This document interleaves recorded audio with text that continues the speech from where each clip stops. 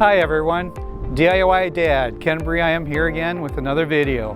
Today we're going to do the Sunjoe Tire Inflator. It comes in a nice carrying case, and here it is. The Sunjoe Tire Inflator uses an EcoSharp technology so it doesn't veer at all on the tire pressure. It gives you a stable tire PSI every time. It comes with a rechargeable battery, which can easily be attached.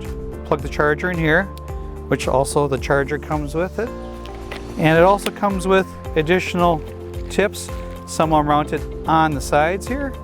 And then there's also additional tips in the bag. There's an on-off power button right there to start it up. Just hold it again to turn it off. Now on your tire, the important thing is you want to take a look on the outer perimeter of the tire, and it will tell you how much PSI, that's pounds per square inch, for the maximum inflation. This particular tire here is 44 PSI. I usually go a little bit less, so around 40 to 42.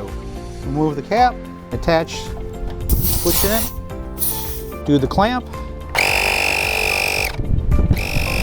Right now it says we have 38.5 PSI. Look how fast it already changed. Stop it by pressing the trigger again. And we're done.